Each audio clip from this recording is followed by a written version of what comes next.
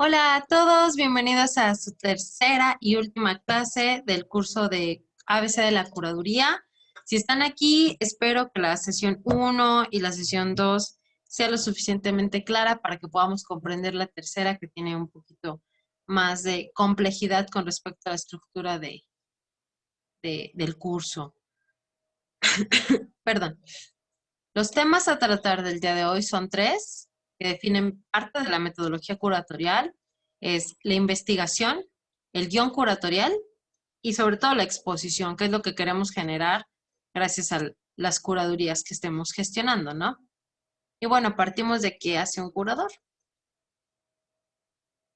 Pues un curador, como se los mencioné en las clases anteriores, tiene el deber de investigar antes de interpretar. ¿Recuerdan que habíamos dejado el tema pendiente de la curaduría interpretativa?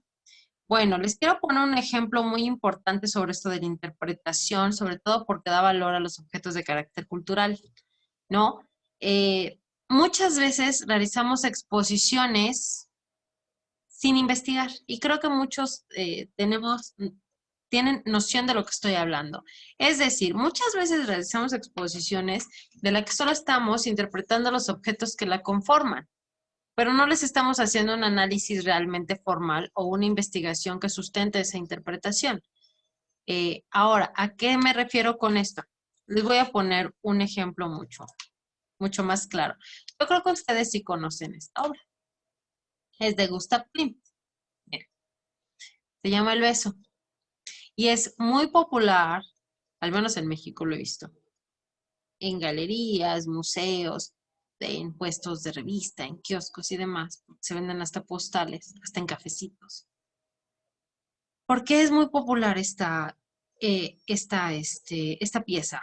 Bueno, pues la venden en todas partes, como una pequeña lámina, ilustración, postales, separadores de libros, porque es la representación del amor romántico para esos días. Entonces se vende muy bien.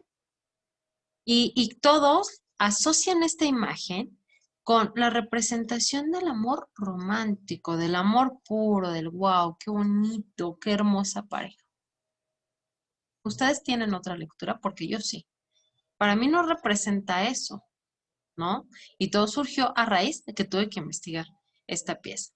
Gustav Klimt lo que hizo fue, para realizar esta pieza, se inspiró en un mito griego, igual que Bernini. Vamos a explicar. El tema que se desarrolla en esta escultura, e igual en la pieza de Klimt, tiene origen en el poeta romano Ovidio, en un pasaje de su obra La Metamorfosis. Apolo fue maldecido por Eros, dios del amor, tras haberse reído de él por jugar con un arco y una flecha. Como castigo, Eros lanzó una flecha de oro a Apolo que le haría enamorar locamente de la ninfa Dafne. A ella le lanzó una flecha de plomo que hizo crecer en ella un sentimiento de horror imparable hacia el pobre de Apolo. O sea, no tiene nada que ver, pero bueno, con amor romántico, no para mí. Apolo insistió rogándole a Dafne que se quedara con él. La ninfa lo rechazó e intentó escaparse. Entonces el joven enamorado salió tras ella. Dafne, al verse atrapada, pidió ayuda a su padre, el dios río, Peneo, que la convertiría en un árbol de olivo. La ninfa sintió tanto miedo que se ve forzada a sacrificar su cuerpo el resto de su vida y convertirse en el árbol de laurel como única escapatoria a las presiones y constantes deseos sexuales de Apolo. Perdón, me equivoqué, no era de olivo, era de laurel. Entonces, después de leer parte de esta bella historia trágica griega, como siempre en toda la mitología del rapto, las mujeres y demás, de hombres que se quieren saciar sus deseos carnales, ustedes me dirán si ven lo mismo en esta. Yo sí lo veo. Déjenme poner mi lucecita para que podamos analizar a detalle la obra. Por ejemplo, ella no está abrazando la mano del hombre como para decir, ay, qué lindo, me estás acariciando. No, no, no, no, no. Ella lo que está haciendo es retirarlo. Miren, hasta mis dedos lo hacen de esa misma forma cuando quiero retirar algo, cuando quiero retirar su mano de mi rostro. Es un decir. Aquí, él con sus dos manos está sosteniendo su cabeza y ella se está escurriendo. la segunda mano de ella aquí tiene un gesto como de quererlo arañar porque se está quitando. Ella no quiere que la toque, como pasó con el mito y la representación en la escultura de Bernini.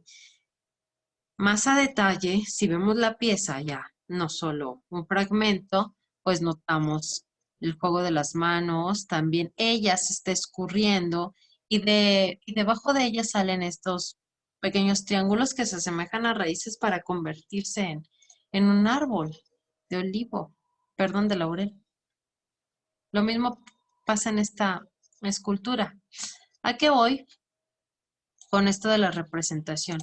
Pues antes de poder decir que existe el amor romántico y bonito o cualquier tema, debemos investigar. ¿Por qué? Porque recuerden muy bien lo que les dije anteriormente y no recuerdo si se los dije, pero recuerden que el museo no miente o la institución cultural, el centro cultural o la galería, bueno, o el recinto cultural que alberga exposiciones de carácter formal e histórico y artístico, no miente. Bueno, entonces, la mayoría de las personas con las que vayan a la exposición se van a confundir. Igual, van a tener una lectura errada sobre la interpretación que le estamos dando a las piezas. Entonces, imagínense, si un curador lo único que hace es interpretar las piezas desde su perspectiva personal y decir, mira, es que está el beso de Klimt, es tan hermoso el amor romántico. Eso no funciona. Un curador no puede permitirse tal error. Entonces, ¿qué debemos de hacer? Pues el curador hace algo muy sencillo para evitar ese tipo de errores. El curador debe investigar antes de interpretar. Ya después de que investiga puede generar las interpretaciones que quiera, ¿no? Porque como les mencioné en la clase 2, nosotros somos creadores de sentido, dotamos a las piezas de un nuevo significado y significante. Por supuesto que sí, eso es muy válido. Sin embargo, debemos de tener un fundamento teórico. ¿Y cómo se hace esto? Con una buena investigación que lo sustente. ¿Cómo generamos una investigación? Partamos primero de qué es una investigación. Bueno, déjenme mostrarles mi diapositiva, porque quería ir en orden, pero creo que es muy prudente que primero definamos qué es una investigación. Pues la investigación es un trabajo crítico que tiene por finalidad descubrir hechos nuevos, interpretados correctamente, que aquí también es muy ambiguo, ¿no? Porque todo depende del cristal con el que se mire. Revisar conclusiones o las teorías admitidas. Las investigaciones que sustentan los proyectos expositivos de los museos serán desarrolladas en cada uno de los diferentes temas que sustenten las exposiciones y se dividen en núcleos temáticos para su mejor comprensión y desarrollo. La investigación expositiva posee una metodología que va desde su concepción, o sea, desde el desarrollo de la idea, desde que yo creo, desde que estoy trabajando o como curador independiente, como curador de museo, desde que yo digo, quiero hacer una exposición sobre mujeres argentinas en la historia del arte, desde ahí surge todo, hasta la implementación y el desarrollo del proyecto expositivo, es decir, hasta que yo lo llevo a la sala del recinto para que sea tangible de carácter presencial, es decir, hasta que yo pueda ver todas las piezas que seleccioné e investigué en la exposición. Desde ahí, desde la concepción de la idea hasta la exposición de la misma. Eso es parte fundamental de una investigación. ¿Pero qué debe tener la investigación? Bueno, debe de tener en especial la investigación curatorial. Claro, recordamos que estamos hablando de una metodología. Ahora, esto es adaptable, ¿eh? ¿Por qué? Porque imaginemos que aquí tenemos curadores con perfiles profesionales diferentes. Eso implica que tienen necesidades diferentes. Si yo quisiera hacer una exposición de arte, esta estructura de investigación me funciona. Sin embargo, si quiero hacer una exposición de carácter de arte contemporáneo o una investigación de carácter histórico, le faltan elementos, ¿vale? ¿Y qué elementos le pueden faltar? Los que yo como curador creo necesario para poder sustentar toda la exposición. Ahorita se los voy a explicar mejor en los guiones. 1. Parte de la investigación, aparte de generar la idea y de decir, eureka, voy a trabajar con esto y voy a hacer una investigación de esto, es definir la naturaleza completa del proyecto. ¿Para qué y por qué quiero hacer esta exposición? Tener una intención muy, muy clara y sobre por qué la estoy generando. O sea, es muy válido decir que crees, quiero hacer una exposición porque quiero dar a conocer la historia de las mujeres argentinas en el arte. Muy válido.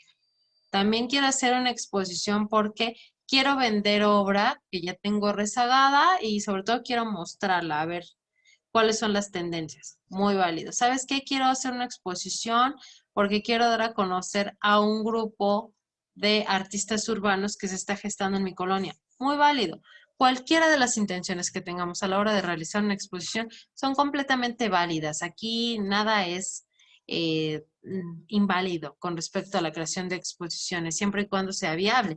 ¿Por qué? Ya les expliqué. Si yo quiero decirles que quiero hacer una exposición cuando traigan el penacho de Moctezuma, aquí en México, ¿no?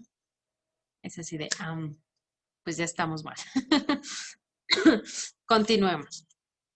Otra de las partes importantes de nuestra investigación, que tiene que ver mucho con definir la naturaleza del proyecto, es definir el objetivo principal, es decir, ¿por qué?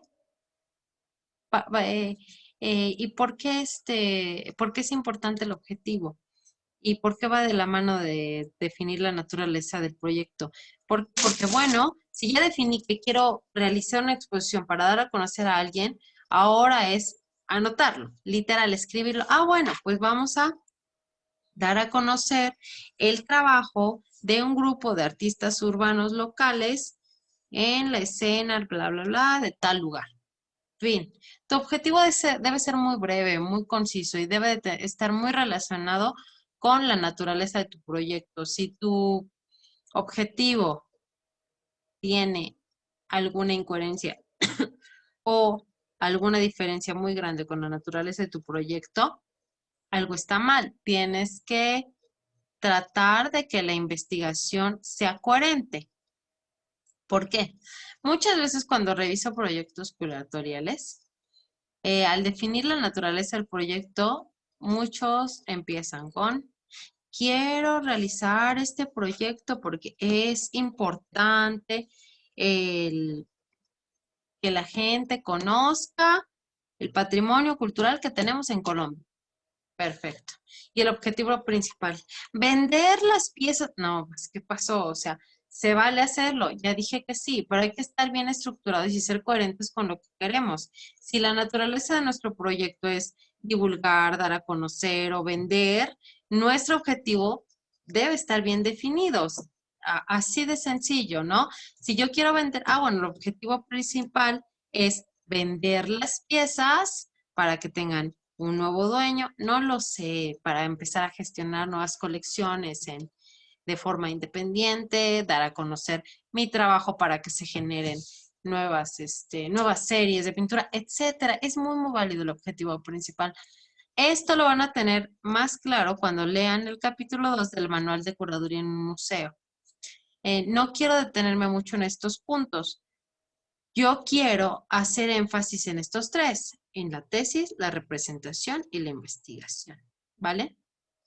Otra cosa que debemos de tener en cuenta a la hora de realizar una investigación es nuestra agenda de actividades, los presupuestos, porque no hay investigación sin presupuesto, ¿vale? ¿Y a qué me refiero con esto? Que bueno, cuando nosotros estamos generando una exposición, necesitamos libros, necesitamos ebooks, necesitamos internet, necesitamos trasladarnos para ir a una biblioteca, necesitamos sacar copias cuando no podemos comprar el libro. Todo ese tipo de gastos tienen que estar incluidos en el presupuesto de la investigación. Todos. Desde traslados hasta si me compré un agua porque ya me estaba deshidratando y no alcanzo a comer. Eso también es un gasto importante para nuestra investigación. Perdón. Ahora, en nuestra investigación también debemos de tener muy presente lo de seguros y logística. Esta parte me gustaría que la leyeran bien y si tienen alguna duda consúltenme en privado, pero el manual lo especifica Muy, muy bien. Yo quiero poner mi total atención a la parte de la tesis y el argumento, la representación y la investigación, que creo que ya se las dije. No sé por qué la marqué. Hablemos de la tesis o el argumento. Bueno, pues toda exposición debe presentar a los públicos del museo una tesis, es decir, una nueva idea. Tú generaste una idea, ahora la vas a presentar de forma tangible y con piezas para que la gente la pueda conocer. Es decir, un concepto sobre algo. Ese concepto debe ser el eje narrativo que sirve de guía para seleccionar cada uno de los objetos o piezas que se van a exhibir, para guiar la redacción de todos los textos de sala y el hilo conductual para estructurar todo el trabajo colaborativo con tu equipo y multidisciplinario de la exposición. La tesis y el argumento es todo el sustento crítico que vamos a dar a conocer con la exposición que estamos realizando, ¿vale? Un ejemplo, si yo tengo una tesis, voy a regresar con historia de las mujeres. Ah, no, ¿cómo era? Las mujeres argentinas en la historia del arte. Ah, perfecto, pues esa es mi tesis, ese es mi argumento. Vamos a generarle un objetivo, vamos a generarle una intención, vamos a generarle una justificación, etcétera. Sin embargo, a la hora de estar eh, investigando, de repente encuentro con mujeres del Perú, mujeres en la historia del arte de Perú, mujeres en la historia del arte de México.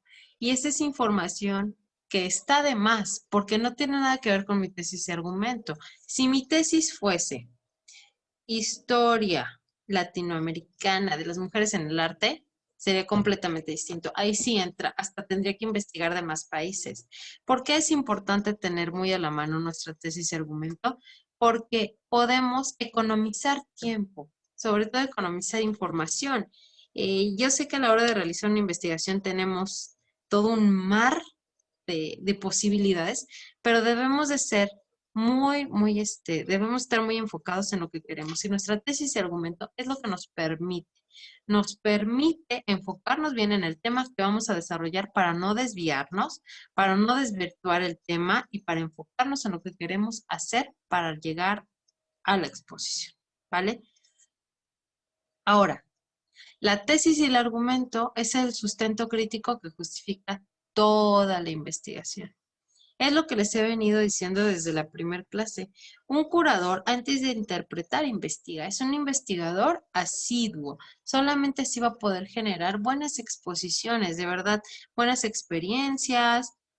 Va a poder generar cosas impresionantes con las exposiciones que tenga, ¿no? Pero todo parte de investigar. No se puede hablar de lo que se desconoce o ignora.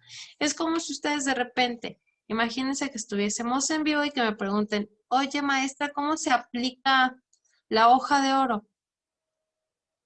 No es mi zona, ¿vale?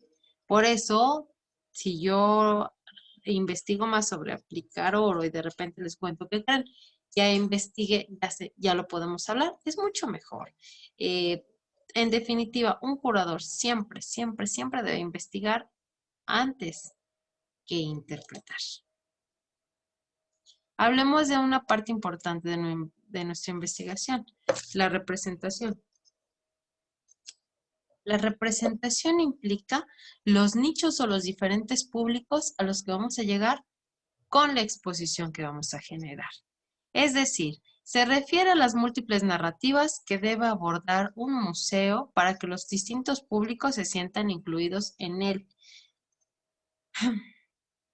Si nosotros estamos hablando de la historia de las mujeres en Argentina o la historia de las mujeres en el arte, ya estamos ahí diciendo mucho, ya estamos localizando dónde, en Argentina. ¿Quiénes? Las mujeres. Ahora, cómo voy a incluir a varios públicos? Porque los públicos que visitan las exposiciones no son homogéneos como nosotros quisiéramos, ¿no? Va todo tipo de personas a las exposiciones. Entonces, ¿cómo lo podemos hacer? Es muy sencillo. Hay una regla de oro. Déjenme ver.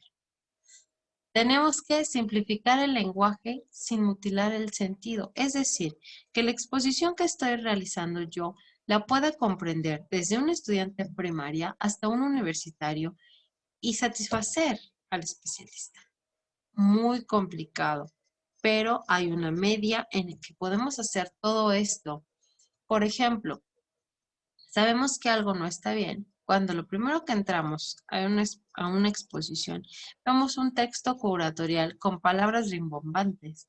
Vamos, que un niño de primaria no la puede comprender, que al especialista le da lo mismo, porque eso también debemos de ser muy coherentes, que el especialista no va, wow, qué hermoso texto.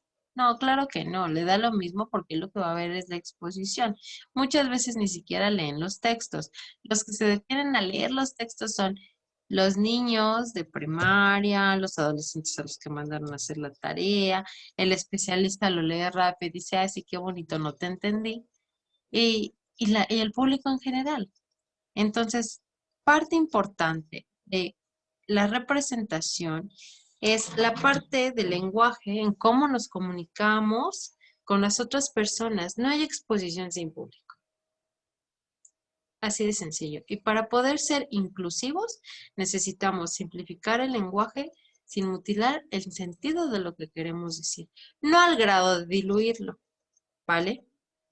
¿A qué me refiero con diluir? A veces nosotros cuando estamos trabajando en la investigación y la curaduría, como se lo voy a explicar más adelante, trabajamos con guiones. Nosotros trabajamos con un guión curatorial. Y ese guión se lo tenemos que dar a diversas personas de nuestro equipo de trabajo, en especial al área de educación o a servicios educativos, para que puedan saber qué estamos haciendo, qué estamos trabajando, con qué piezas van a trabajar ellos también, para crear las actividades paralelas del museo, ¿no? Entonces, de repente, nosotros hacemos un guión maravilloso, una investigación muy bonita que desembocó en una exposición maravillosa y alguien decidió simplificar tanto el lenguaje que terminó como monografía latinoamericana. Imagínense, para mí esto me ha resultado sumamente frustrante. Ahorita les voy a comentar una anécdota. ¿Por qué? Porque bueno, miren, cuando estamos trabajando con un equipo multidisciplinario y el curador o el área de investigación lleva mínimo 2 años para hacer la investigación, se los juro, nadie me los contó, no lo estoy inventando. Si queremos hacer una buena investigación, y supongo que ustedes lo saben porque en algún momento de su vida profesional hicieron una tesis y una curaduría es algo muy similar a la hora de realizar toda una investigación del tema que están desarrollando. Imagínense que de repente vean su tesis en una lámina, donde nada más tengan, en lugar de lista de obra, tengan pues las imágenes bien pobres de las obras que seleccionaron y atrás una cédula. Y todo se reduzca a eso, a colorea el grande de acá. No, o sea, a mí me pasó y entré casi en shock. Pero fue parte también de comprender a mi equipo de trabajo. ¿Por qué? Porque ellos creían que entre más pudiesen, déjenme quitar esto que ya me molesta, simplificar el lenguaje de lo que yo estaba tratando de los temas, mucho más gente lo iba a comprender, hasta que llegamos a un mutuo acuerdo. ¿En qué acuerdo quedamos? Algo muy sencillo. Yo respeto mucho a la gente que visita las exposiciones, ¿vale? ¿Por qué? Porque todas se arriesgan a ir a algo que desconocen, porque una exposición siempre te muestra cosas que tú ordinariamente no conoces, siempre te muestra nuevos contextos, te genera nuevas experiencias, te enseña, te educa, te divierte, todo ese tipo de cosas que es una exposición y que ustedes han vivenciado de forma personal. Entonces, de repente que te entreguen cosas así, materiales así, a lo mejor para un niño está bien, pero para un estudiante universitario o para un especialista es como una bofetada a la hora que los recibes, ¿no? ¿Por qué? Porque bueno, entonces lo que dijimos fue, vamos a crear material entonces para niños, vamos a crear material para adolescentes y para adultos, universitarios, Los especialistas no siempre funciona porque siempre piden otras cosas, o para adultos de la tercera edad. Ya está. Entonces, eso nos ayuda muchísimo con nuestra representación. Definir bien nuestros nichos de trabajo, saber bien qué lenguaje vamos a utilizar para comunicarnos con los otros. Eso es algo muy importante del curador. Ahora, hay algo muy importante con esto de la representación y con respecto a los públicos. No todas las exposiciones son aptas para todo público. Es decir, si yo estoy tratando temas muy fuertes como pedofilia, trata de personas, etcétera, obviamente mi nicho no son niños de primaria o de preescolar, porque no son temas aptos y sobre todo por las reacciones que pueden tener sus papás. Sin embargo, si mi exposición tiene como intención ser de carácter preventivo e informativo, pues mi nicho es para público adolescente, universitarios y demás que quieran conocer del tema. Pero no es adecuado, no todo puede ser homogéneo y democrático en un museo. Yo sé que está muy en boga hablar de la democratización de los espacios culturales. Sin embargo, los temas es algo que todavía no se puede democratizar del todo, ¿vale? Entonces debemos tener mucho cuidado con nuestra representación, con el público al que va dirigida toda nuestra exposición. Debemos de tenerlo en cuenta. No hay exposición sin público, ¿vale? Ahora, sin importar la metodología que desarrolle el curador, debe producir una investigación que después se transforme en guiones. El guión es el instrumento que hará posible la materialización espacial del proyecto. Es decir, mi guión en papelito me va a permitir estructurar todo para que la exposición sea vista ya en la sala expositiva. Es algo muy, muy bonito, porque si no, solo quedaría en una tesis ordinaria de investigador, ¿vale? Esa es una gran diferencia entre el investigador ordinario y un curador, que el curador hace posible que su investigación se materialice en una sala expositiva. Sigamos. La segunda parte de la clase es la que le quiero dedicar un poco más de atención, son los guiones. Bueno, ¿qué es un guión? Pues es una guía que estructura todos los contenidos temáticos de una exposición. Así de sencillo. Y hay diferentes tipos de guiones. Aclaro, estos tipos de guiones tienen mucho que ver con la institución con la que ustedes están trabajando y sobre todo para quienes están trabajando y también para el país en donde están. Porque no es lo mismo un guión para Ecuador que un guión para México ni para Perú. Y si a esto le añadimos que cada institución de forma interna tiene su propio reglamento, su propia manera de hacer las cosas, pues es mucho más complicado entender lo de los guiones. Para esto, yo quiero que lean, por favor, el apartado de la importancia de los guiones en los museos, del PDF de Curaduría Interpretativa, que comienza desde la página 96. Es más, se los voy a mostrar, porque yo solo les voy a definir dos guiones que creo muy importantes, pero que para ustedes, perdón, que para que ustedes puedan terminar el curso de manera excepcional, van a tener que leer todo esto. Si no, la clase se va a hacer sumamente pesada. Recordemos que el objetivo de esta clase no es que me preparen un guión. No, no, no, no, no. Porque eso es muy complicado, lleva muchísimo tiempo. Cuando doy clases para preparar guiones, mínimo me llevo 6 meses. Y cada una de mis sesiones son de 2 a 4 horas. No saben lo pesado que llega a ser. ¿Por qué? Porque estamos hablando de desarrollar toda una tesis, una investigación y ponerla en el papelito. Es de verdad. Yo creo que ustedes me comprenden, ¿no? Todos hemos tenido la noción de, ay, qué bonita idea tengo. Voy a hacerla. Perfecto. Y para hacerla primero, pues tengo que escribir. Y ya es ahí donde muchos nos quedamos en el limbo de, ay, pero si tan, o sea, aquí está, ¿y por qué no la puedo, por qué no la puedo plasmar en papel, en un guión, para que todos me puedan comprender. Es ahí lo tardado, es ahí lo complicado, también implica mucho lo técnico, lo formal, cada uno nuestra especialidad, etcétera, ¿no? Sin embargo, los guiones a la hora de realizar una exposición son sumamente necesarios porque nos ayudan a que todo nuestro equipo se organice. Como les comenté, el curador no es el único que hace la exposición. Tiene todo un equipo que lo está apoyando para poder organizarla. Tiene al museógrafo, tiene al área de servicios educativos o el área de educación, tiene a su equipo de investigación, tiene al servicio de administración, de conservación, etcétera. Entonces, para que todos nos podamos entender, no puedo llegar, y sobre todo optimizar tiempo, no puedo llegar y decir de repente, ¿qué creen? Hoy vamos a hacer una exposición sobre arte virreinal, novohispano, del Perú, del siglo no sé qué. Me van a decir, perfecto, pero pues dame todo para que yo te puedan comprender. Es que mi objetivo es visibilizarla. Sí, tu objetivo es visibilizarla, perfecto, pero yo quiero ver piezas, yo quiero ver una justificación. ¿Para qué? Para que todos podamos comprender de qué se está hablando, ¿vale?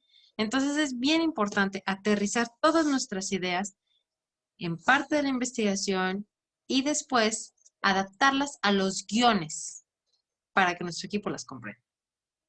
Bien, Ale, aquí en su PDF, nos muestra 5 guiones. El guión temático, que es el que más se usa aquí en México, que implica desde la presentación del proyecto, los antecedentes, la justificación, el objetivo general de la exposición, porque está haciendo los objetivos específicos, la estructura de la exposición, la descripción general, etcétera. Todo eso, si nosotros ya hicimos una buena investigación, pues cada campo lo podemos completar de manera muy sencilla, ¿no? Después nos muestra el guión de estrategias interpretativas. ¿Recuerdan que hablamos de la curaduría interpretativa? Bueno, este guión es muy importante si quieren utilizar esa metodología. El guión científico o académico, que todos terminamos haciendo uno, en especial cuando la investigación es muy densa, muy profunda y tiene datos duros, cosas que acabamos de descubrir, cosas que todavía no se publican, etcétera, ¿no? Y que debemos de sustentar de forma profesional. El guión curatorial, que es el que vamos a hablar porque nosotros tenemos que estructurar este guión en específico. El guión museográfico también, que me gusta hablar de él. ¿Por qué? Porque sí es muy diferente del guión curatorial. Y el guión o memoria museológica. También en otras partes, si ustedes investigan, ¿qué es un guión museológico? Dios mío, o sea, yo de repente dije, también les voy a hablar del guión museológico a mis alumnos. Sin embargo, a la hora que estuve investigando, como ustedes saben, la museología es la ciencia que se encarga del estudio de los museos y ahorita ha habido muchos cambios en la museología tradicional, desde el concepto de museo, que se están haciendo muchas conferencias y reuniones para poder hacer una nueva definición de museo. No se imaginan la estructura interior del museo, cómo ha cambiado con respecto a los guiones. El guión antes era mucho más sencillo decirles, ¿qué creen? Un guión museológico es aquel que tiene tal estructura y bla, bla, bla, engloba todos los guiones. Ahora es mucho más complicado. ¿Por qué? Porque se está adaptando, es algo muy, muy bonito, porque se está adaptando cada guión a las necesidades de la institución cultural y del país. Entonces, si yo les doy las características de un guión museológico para México, a la hora de que ustedes lo apliquen para Colombia, para Perú o para su país, no va a funcionar igual. Y aunado a esto, de que toda institución, ya sea público o privada, trabajan diferente, pues bueno, ya ya lo hicimos mucho más complicado. ¿A qué quiero ir con esto? Siempre que ustedes tengan la necesidad de hacer un guión, uno, prepárense bien.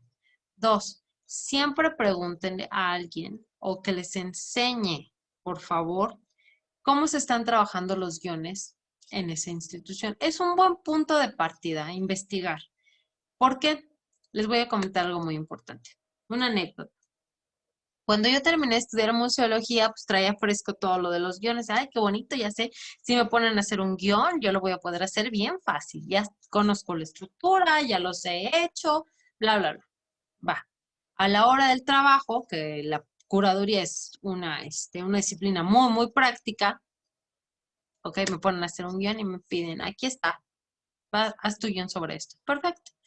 Entonces yo estoy haciendo cosas que cuando me están revisando, mis superiores me dicen, es que me estás dando datos de más, yo no necesito tanto. Y yo, pero es que me pidieron un guión y para mí un guión es así. Entonces, bueno, yo estaba entregando información que no era la necesaria para el proyecto. Estaba de más. Dos, gasté tiempo, dinero y esfuerzo en aterrizar todo ese tipo de información para que la gente lo pudiera comprender.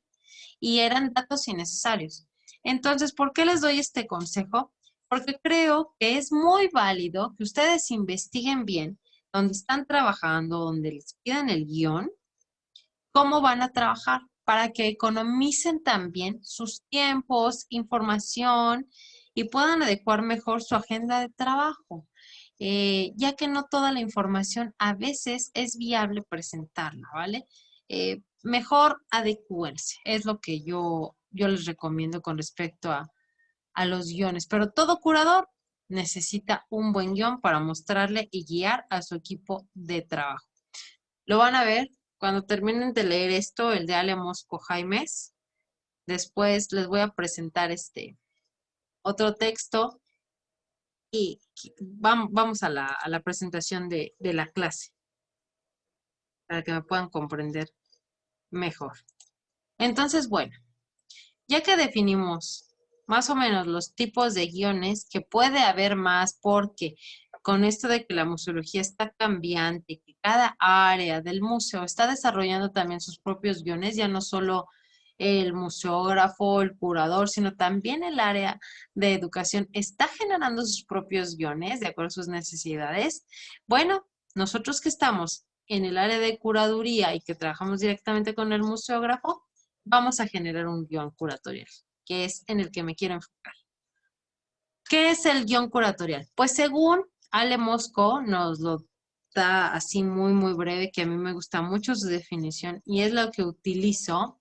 Es el documento que presenta los contenidos de la exposición de manera esquemática. Se organiza según temas y subtemas y las estrategias interpretativas.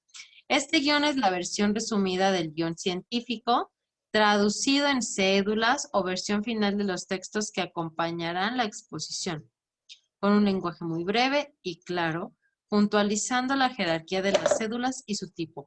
Este guión también entrega la selección de obra o apoyos museográficos que ayudarán o ilustrarán los contenidos, así como algunas especificaciones y observaciones. Igualmente se recomienda que su formato sea de tabla. Aquí en el PDF que les enseñé está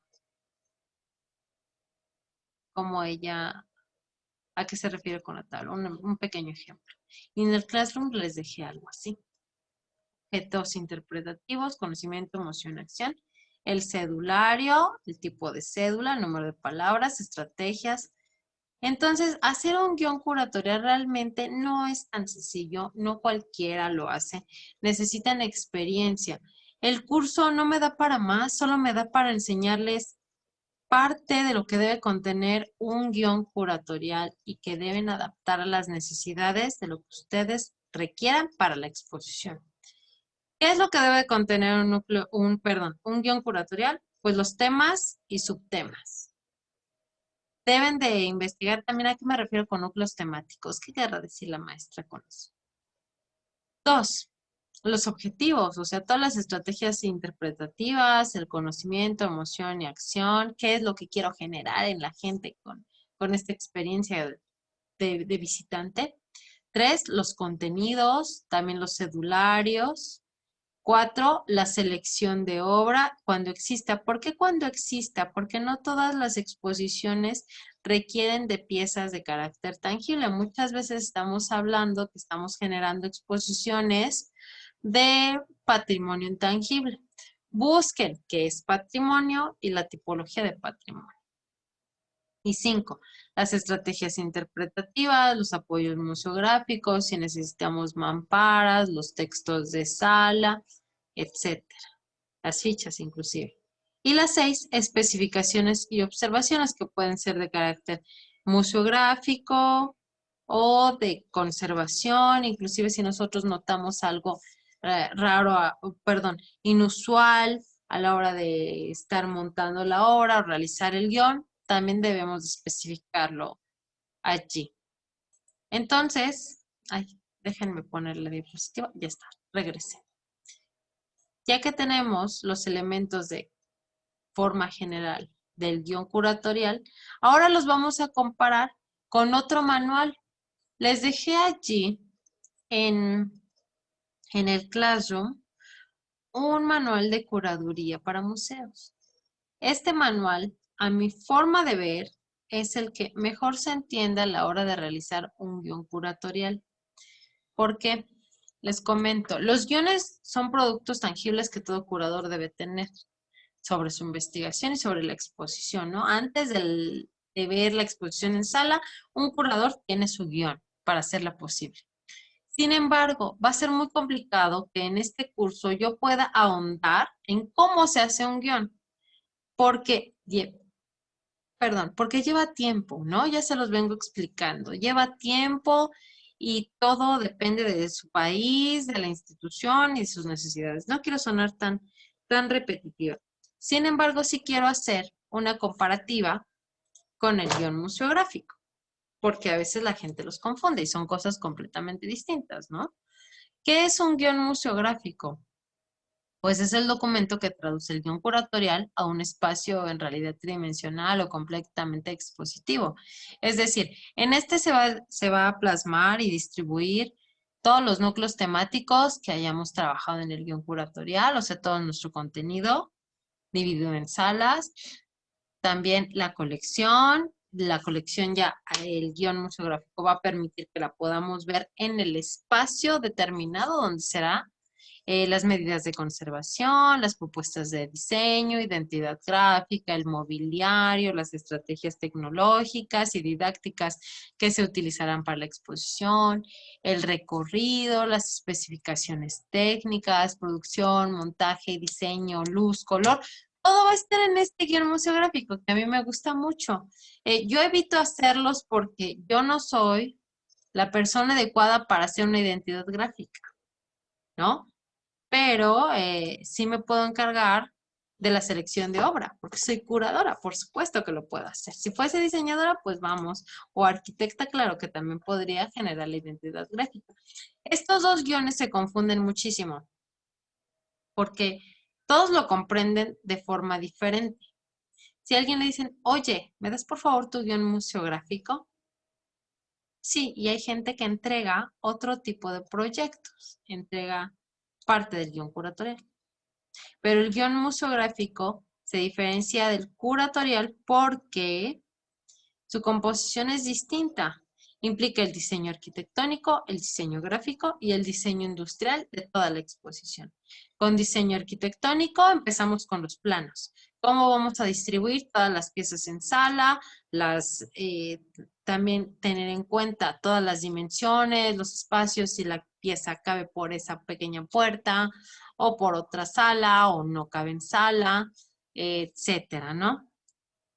El diseño gráfico es la identidad gráfica, qué letra qué tipografía voy a utilizar para los textos, de qué color van a estar impresas las cédulas, el logotipo si es que se necesita, las ilustraciones, el cedulario, los materiales de difusión, los pendones, los carteles, la promoción, la publicidad de toda la exposición. Tiene mucho que ver esto en el diseño museográfico y el diseño industrial va muy de la mano desde el diseño de mobiliario, porque hay piezas que necesitan mobiliario especial para, para su exhibición, ¿no? Entonces el mobiliario, las bases, la iluminación, el color de la sala, la ambientación, los materiales, el montaje, etcétera, etcétera.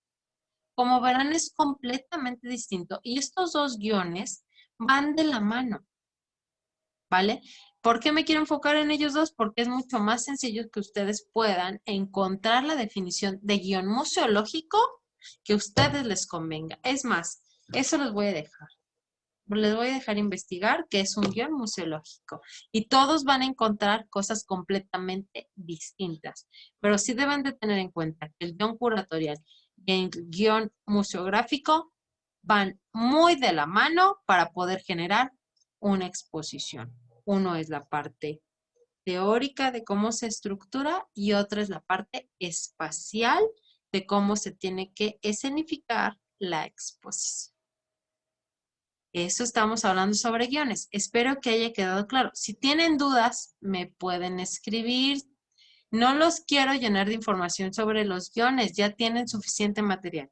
Sin embargo, si quieren trabajar más sobre los guiones y cómo se hacen, creo que van a tener una noción con todo el material que les dejé. Si les hace falta, díganme y yo con gusto les ayudo y los doy más bibliografía.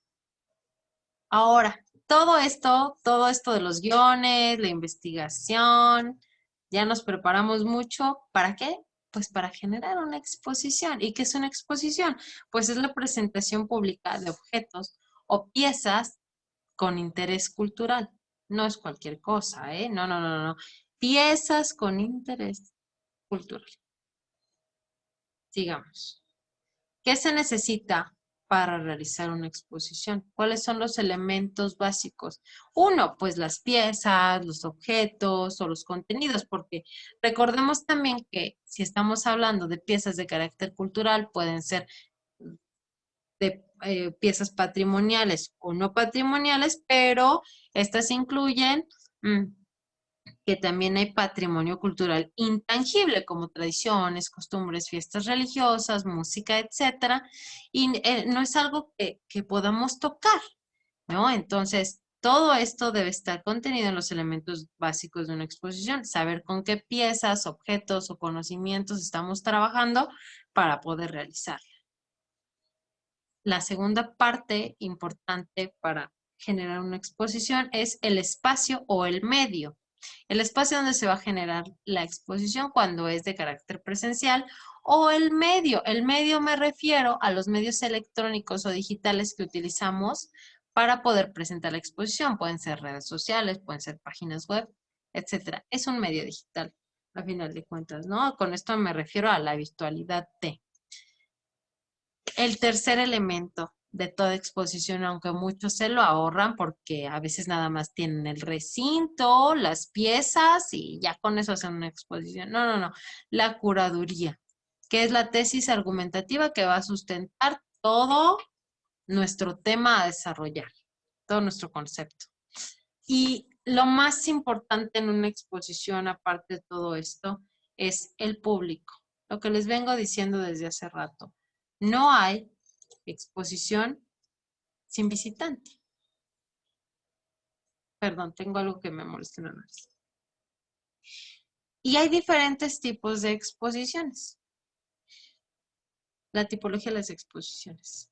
Hay por su temática, duración o movilidad, por el tipo de interacción con el público, por el tipo de recorrido y actualmente también ya surgió una nueva tipología, las exposiciones virtuales, pero tampoco creen que es muy actual, ¿eh? O sea, esto viene desde el 2005, se vienen trabajando y teorizando desde el 2010, ya un, un tiempito, pero vamos a hablar. Miren, también este tipo de, tienen que leer parte de este manual. Esta tercer clase, quiero que lean mucho todo el material que tenemos. Es importante para poder tener unas buenas conclusiones del curso y sobre todo poder estructurar mejor todas las nociones básicas de lo que les vengo enseñando, que es la curaduría. Todo esto ha sido muy teórico, no tenemos tiempo de hacer nada práctico. Realmente lo que yo les enseñé solo les va a dar una noción de la práctica curatorial. No pretendo que lo hagan inmediatamente, pero les estoy dando material para que ustedes mismos se preparen por si en algún momento tienen que generar una curaduría, sepan de dónde partir, ¿vale? Y bueno, regresando al tema de las exposiciones, si las dividimos por por su tipología que, wow, no. Recuerden que hace la segunda clase hablé sobre las colecciones. Bueno, vamos a seguir trabajando con esas mismas temáticas de las colecciones. Hay exposiciones de arte que hacen referencia a las muestras que conforman obras de arte, independientemente de la técnica, pintura, escultura, dibujo, grabado, fotografía, nuevos medios, todo lo que tenga que ver con la categorización del arte. Hay exposiciones de antropología y etnografía, estas son todas las temáticas relacionadas con el estudio de la humanidad, con las costumbres, el folclore, lo tradicional, lo popular, lo étnico, etcétera. Las exposiciones científicas, que bueno, estas tienen todo todo el tema que desarrollan es de carácter científico, como la biología, la química, las matemáticas o la física son ciencias duras. Las exposiciones de historia se refieren a exposiciones que presentan hechos históricos de carácter, dependiendo de cada país, y sobre todo hacen referente a contar de forma cronológica una exposición. Hay otro tipo de exposiciones por su duración y movilidad. Unas son las exposiciones permanentes, que la mayoría de los museos tiene exposiciones que nunca se mueven, siempre muestran partes importantes de su colección y que forman parte de su colección permanente. Y es aquella que se ubica en un museo y que se encuentra abierta al público siempre por tiempo indefinido. Sin embargo, esto está cambiando. ¿Recuerdan que les comenté que la museología está cambiando mucho? Bueno, en ciertos museos de Europa, esto de las exposiciones permanentes ya casi no existe. Es decir, sí, muchos siguen teniendo una exposición que nosotros, nuestros hijos, los hijos de nuestros hijos, va a conocer, pero en algunos museos europeos las exposiciones permanentes cambian cada 3 o 5 años. Entonces, la que nosotros conocimos, ahora podemos ir a conocerla tal vez con nuestros nietos o próximamente con nuestros hijos, ¿no? Primero los hijos, después los nietos, era un decir. Pero es muy interesante porque creo que todos hemos conocido una exposición permanente, desde que nos llevaron a la escuela hasta cuando nos llevaron en la preparatoria y después hasta que vamos a la universidad o ya por puro mero gusto personal, pero la exposición es la misma, casi no cambia, por eso es permanente, porque no es tan flexible con su cambio. Seguimos. Y las exposiciones temporales, que son aquellas que mueven mucho el museo. Este tipo de exposiciones pues se exhiben por un periodo de tiempo muy corto, muy breve, por lo regular pueden ser de 3 a 6 meses, dependiendo del lugar donde estén exhibidas. Y son aquellas que generan el mayor flujo de personas y de visitantes para un museo. Nosotros, si hacemos curadurías, pues tendrían que ser de carácter temporal, ¿no? ¿Por qué? Porque hacer un guión para una exposición permanente, si un guión normal te lleva 2 años, pues el guión para la exposición permanente es un poquito más complicado y más tardado. Ya está. También otra tipología de por su duración y movilidad, pues son las exposiciones itinerantes. Estas son exposiciones que tienen un carácter perdón, estas son exposiciones que están completamente diseñadas para viajar, es decir, un día están en México, después están en Perú, en Chile, viajan, se itineran, tienen también un itinerario, es decir, 3 meses estamos en México, 3 meses en Perú y bueno, las condiciones en las que ellas están gestionadas y sobre todo concebidas son para que sean muy prácticas para tanto su montaje, sus condiciones de preservación, todo el diseño y que se pueda facilitar su montaje y transporte. Las exposiciones itinerantes últimamente ya no se utilizan, pero son muy prácticas. No sé, ¿ustedes conocen alguna? Obviamente me van a decir, No preguntes eso en este año que todo está cerrado y que no se puede ni salir, pero piensen en su última exposición itinerante.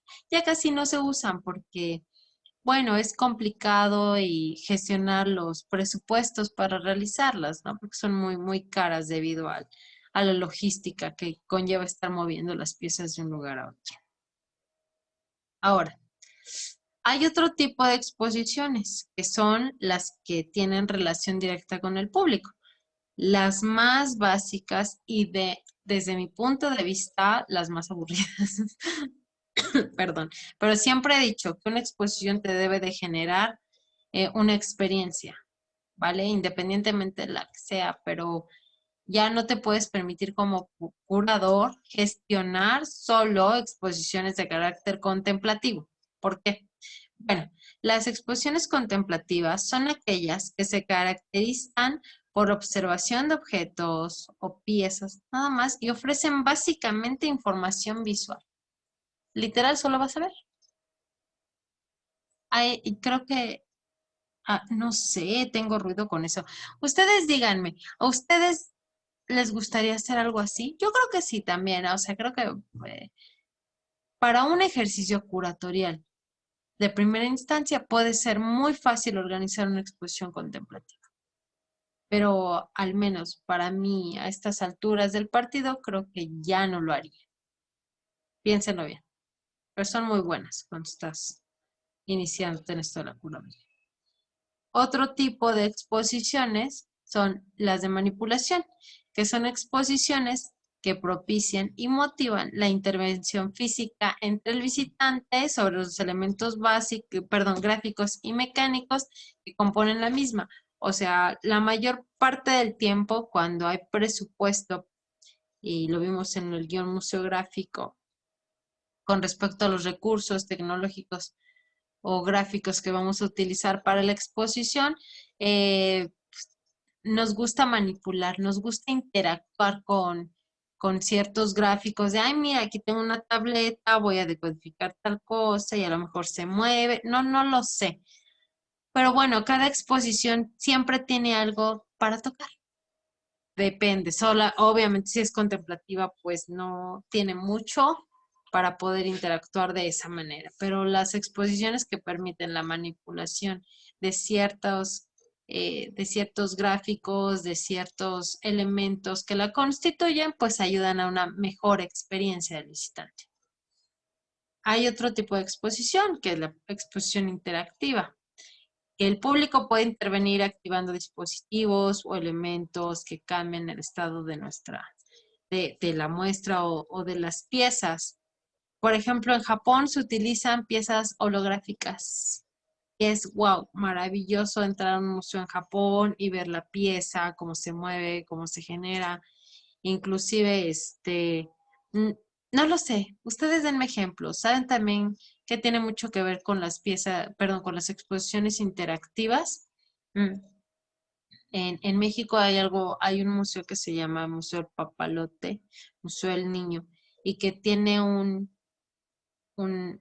desconozco si se llama eslogan, bueno, una frase eh, que a todos se nos grabó en la infancia, creo yo.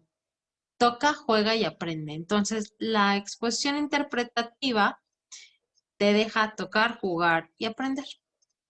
Es muy bonito porque cada vez que tú interactúas con elementos de la exposición, genera una mejor experiencia para el visitante, no nada más lo contemplativo. Por eso les comentaba que yo a estas alturas ya no haría una exposición contemplativa porque ya se me haría aburrido a mí. Pero pues todo comienza con algo. Hay otras también que son las exposiciones inmersivas. Aquí es donde todas las personas se involucran completamente en los ambientes y escenarios que se gestan en la exposición. Hay una muy interesante que se llama la experiencia Van Gogh. No sé si ustedes han visto esto. A ver, denme un momento para buscarlo. Listo, ya está. Regresando a la clase, porque no me dejó cargar el video, pero Pausen un momento y vayan al Classroom para checar el video que les dejé sobre el Van Gogh Alive aquí en México. Este tipo de exposiciones se muestran como multisensoriales, es decir, las hacen muy vivenciales. Necesito que lo vean para que comprendan mejor de qué manera estamos inmersos en este tipo de exposiciones. También, regresando al otro tipo de tipología, perdón, fui muy redundante, discúlpenme. Regresando a la exposición, déjenme ver, interactiva, hay una que me gusta mucho y que les quiero recomendar también. No sé si han escuchado sobre los museos Tricky Eye, que son muy populares en Japón, también aquí en México tenemos. Desconozco si en otras partes de Latinoamérica haya, pero me pueden corregir. Y bueno, pues este tipo de exposiciones es donde nosotros interactuamos no solo con las piezas, formamos parte de ellas. Es algo muy interesante. A mí me gusta mucho, me divierto. Es bonito también aprender de este tipo de cosas, inclusive juegan mucho con nuestra vista. Por eso se llaman los museos Tricky Eye. Búsquenlos, van a encontrar cosas fantásticas, divertidas, alucinantes, diría yo. Y sobre todo muy interactivas. Hay un museo, si no me equivoco, creo que ya lo cerraron. Es que no recuerdo en qué parte de Asia está. No, perdón, está en África. Es un museo de la selfie, donde la mayoría de las salas está hecha para que tú te tomes selfies y puedas interactuar con todas las piezas que hay allí. Pero no lo tengo a la mano, lo voy a buscar. Y sobre las exposiciones inmersivas, tienen que verlo para saber qué es. Pero es todo un universo para que podamos comprender mejor el tipo de exposiciones. Ay, ya me salí. Denme un minuto para continuar. Ya está. ¿Qué pasó aquí? Ya está. Entonces, para continuar con la tipología de exposiciones, ya definimos la interactiva, la inmersiva, que las personas se involucran completamente con los ambientes que se generan para una buena experiencia. Ahora, hay otro tipo por el recorrido. Sí, hay muchísimas tipologías de exposiciones, no nada más hay los que yo les comenté. Si ustedes se documentan un poco más, que les voy a dejar un poco de textos porque este texto está en PDF, que también está en el Google Classroom, lo tienen que leer, se lo tienen que saber de pi a pa para tener una mejor comprensión del curso. Bueno, nos va a dar solo nociones de algunas tipologías de exposición, pero si ustedes buscan más, hay más todavía. La de recorrido sugerido, bueno, aquí se propone un orden consecutivo que beneficia la comprensión de los temas expuestos. Es decir, por ejemplo, este tipo de exposición con recorrido sugerido suelen ser muy ordenadas, poco flexibles. Es decir, primero, yo creo que se han dado cuenta cuando visitamos ciertos museos, ¿no?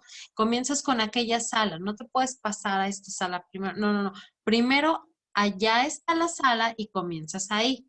¿Vale? ¿Por qué? Porque si no, no puedes entender el contenido de la segunda sala o del segundo núcleo.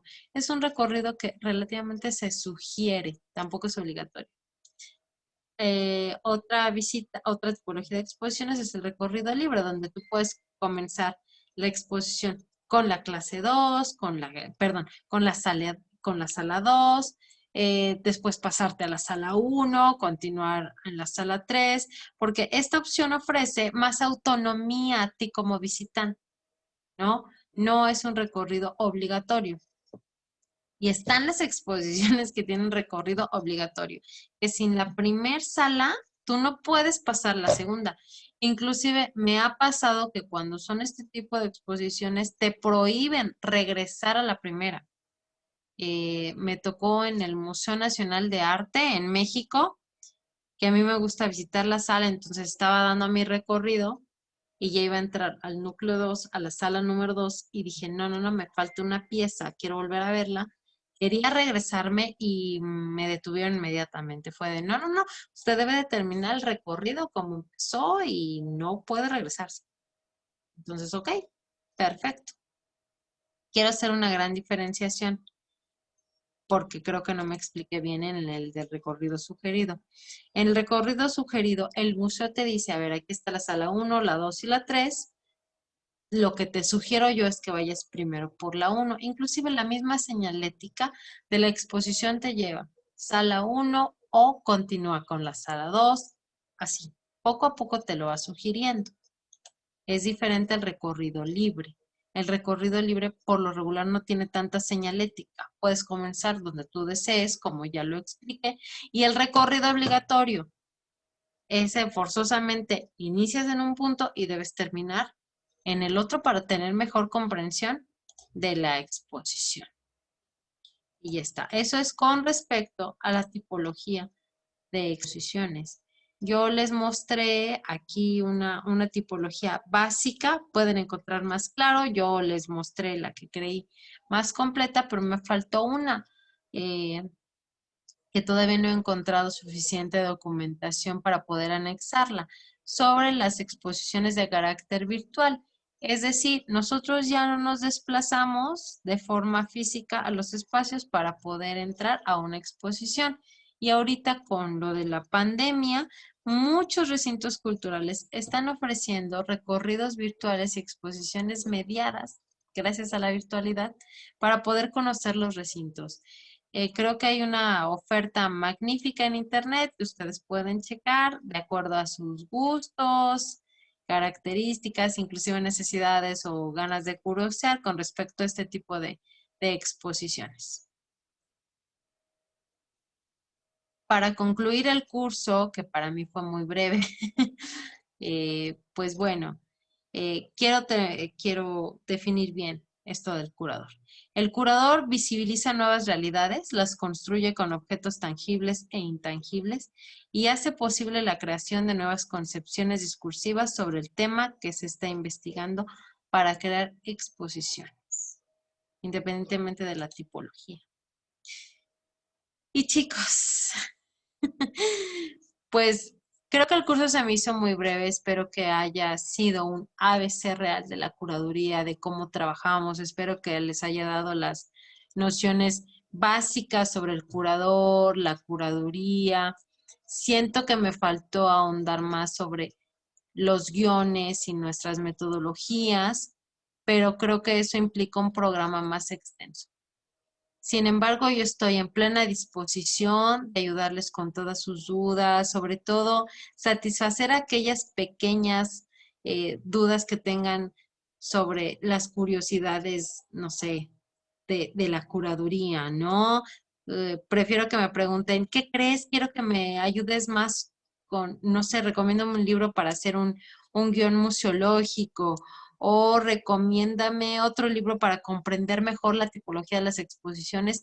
Para eso estoy súper dispuesta. Parte de este curso es también, pues, solo documentar, o no, perdón.